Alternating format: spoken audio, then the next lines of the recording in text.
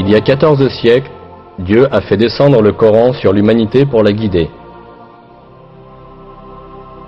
Il appelait les gens à être guidés vers la vérité en adhérant à ce livre. Depuis le jour de sa révélation jusqu'au jour de la résurrection, cet ultime livre divin demeurera le seul guide de l'humanité.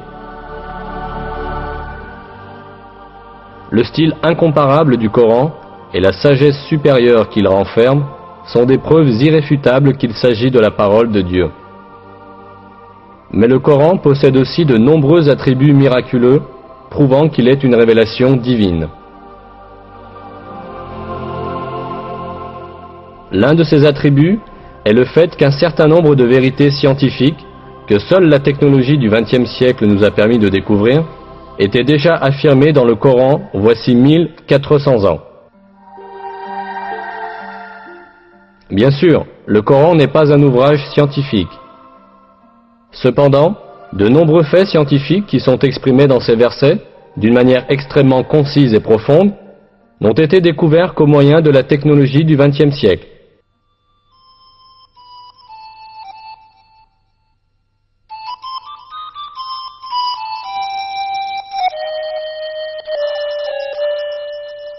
Au 7e siècle, lorsque le Coran a été révélé, la société arabe avait de nombreuses superstitions sans fondement à propos des questions scientifiques. Ne possédant pas la technologie pour observer l'univers et la nature, les anciens arabes croyaient à des légendes héritées des générations passées.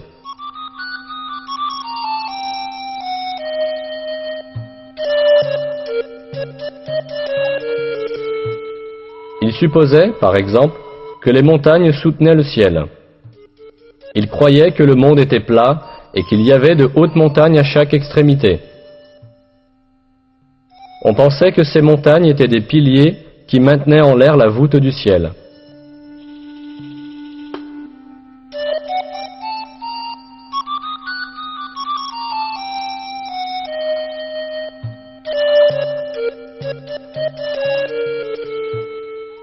Mais ces superstitions de la société arabe furent balayées par le Coran. Par exemple, le verset « Dieu est celui qui a élevé les cieux sans piliers » abolissait la croyance que le ciel restait en l'air grâce aux montagnes. Dans de nombreux autres domaines, des faits importants furent révélés à une époque où personne n'aurait pu les connaître.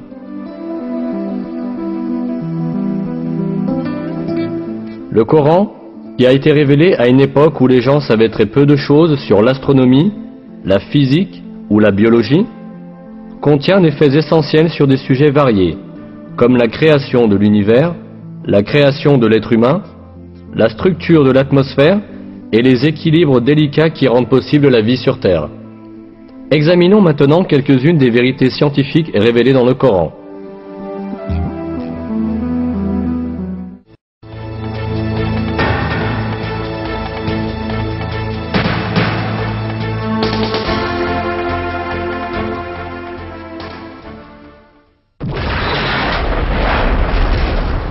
L'origine de l'univers est décrite dans le Coran dans le verset suivant. Lui, qui est à l'origine des cieux et de la terre. Cette information, donnée dans le Coran, est totalement en accord avec les découvertes de la science contemporaine. La conclusion, atteinte par l'astrophysique aujourd'hui, est que l'univers tout entier, ainsi que les dimensions de la matière et de l'espace, sont apparus à la suite d'une grande explosion qui a eu lieu hors du temps.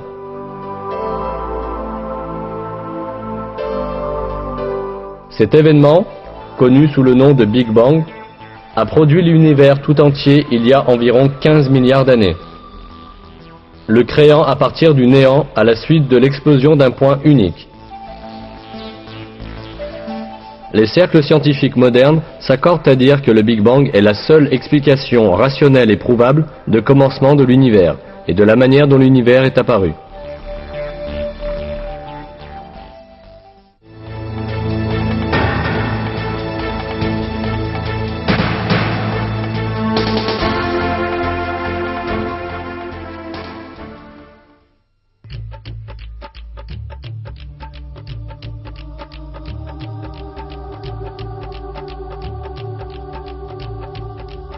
Dans le Coran, qui a été révélé voici 14 siècles à une époque où la science de l'astronomie en était à ses balbutiements, l'expansion de l'univers est décrite ainsi.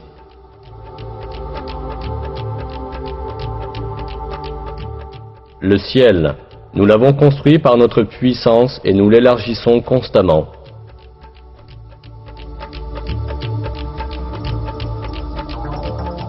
Le mot ciel, utilisé dans ce verset, est employé en divers endroits du Coran pour désigner l'espace et l'univers. Ici encore, c'est dans ce sens que le mot est employé.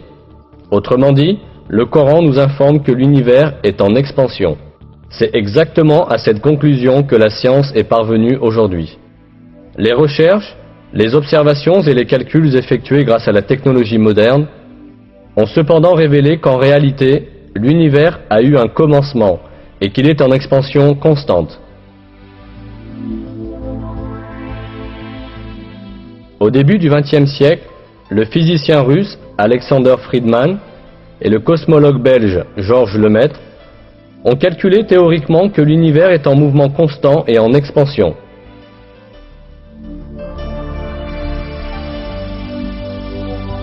Ce fait devait être prouvé par l'observation en 1929.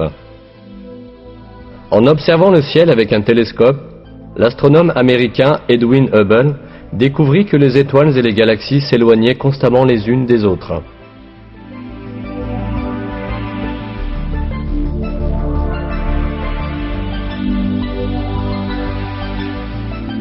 Un univers dont tous les éléments s'éloignent constamment les uns des autres ne pouvait qu'être un univers en expansion constante.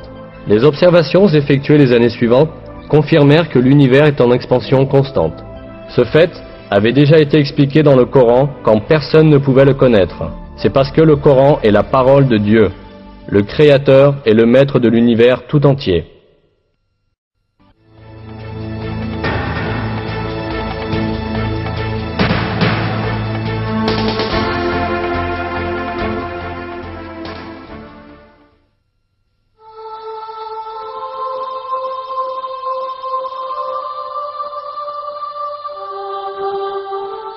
Les versets du Coran évoquant le soleil et la lune soulignent que chacun se déplace dans une certaine orbite.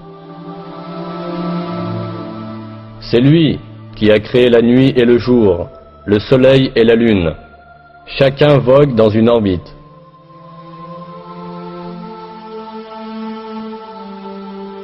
Un autre verset mentionne également que le soleil n'est pas statique, mais se déplace dans une certaine orbite.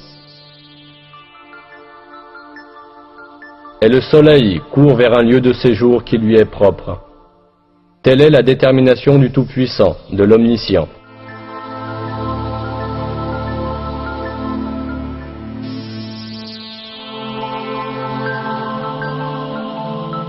Ces faits, qui nous sont communiqués par le Coran, ont été découverts à notre époque par l'observation astronomique. Selon les calculs des experts en astronomie, le Soleil voyage à la vitesse extraordinaire de 720 000 km à l'heure. Cela signifie que le Soleil parcourt environ 17 280 000 km par jour.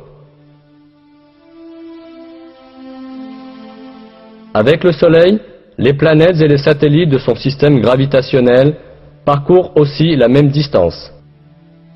De plus, toutes les étoiles de l'univers effectuent le même genre de déplacement organisé. Le fait que l'univers tout entier est plein de chemins et d'orbites de ce genre est exprimé dans le Coran en ces termes. Par le ciel aux voies parfaitement tracées.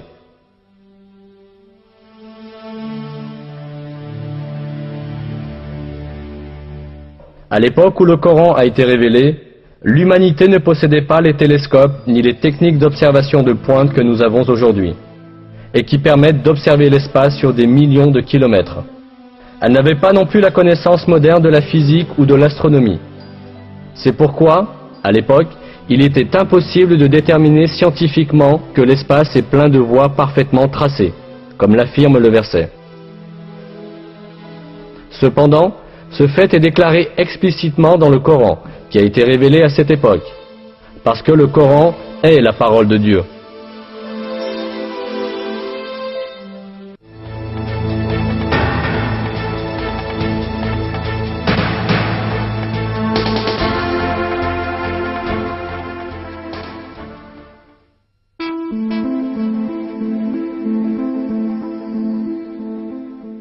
Dans le Coran, Dieu attire notre attention sur un attribut très intéressant du ciel.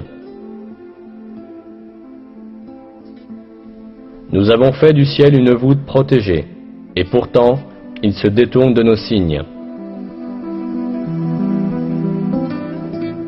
Cet attribut du ciel a été prouvé par la recherche scientifique effectuée au XXe siècle. L'atmosphère entourant la Terre exerce des fonctions cruciales pour la continuité de la vie. En détruisant de nombreux météores, grands et petits, lorsqu'ils approchent de la Terre, l'atmosphère les empêche de tomber sur Terre et de faire du mal aux êtres vivants.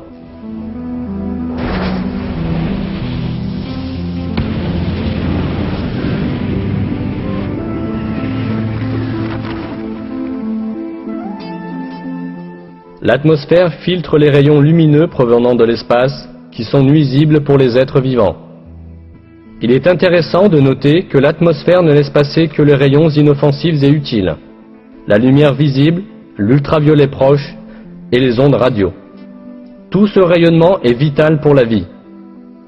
Les rayons ultraviolets proches, que l'atmosphère ne laisse que partiellement passer, sont très importants pour la photosynthèse des plantes et pour la survie de tous les êtres vivants.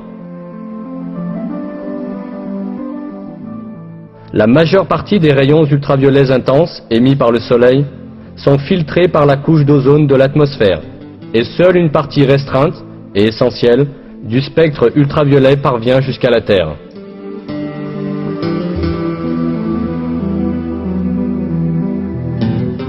La fonction protectrice de l'atmosphère ne s'arrête pas là. L'atmosphère protège aussi la Terre du froid glacial de l'espace, dont la température est d'environ moins 270 degrés centigrades.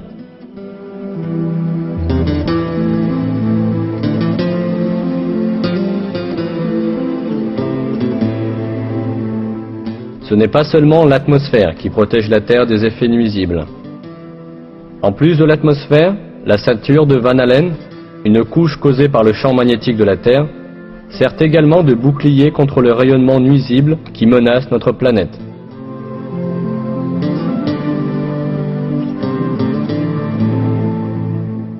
Ce rayonnement, qui est constamment émis par le Soleil et les autres étoiles, est mortel pour les êtres vivants. Si la ceinture de Van Allen n'existait pas, les énormes éruptions d'énergie que connaît fréquemment le Soleil détruiraient toute vie sur Terre.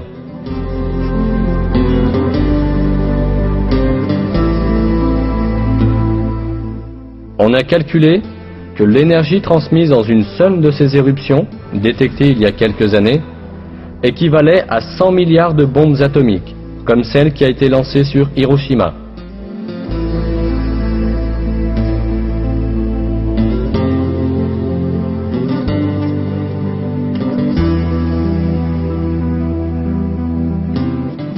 « 58 heures après l'éruption, on a observé que les aiguilles magnétiques des boussoles effectuaient des mouvements inhabituels.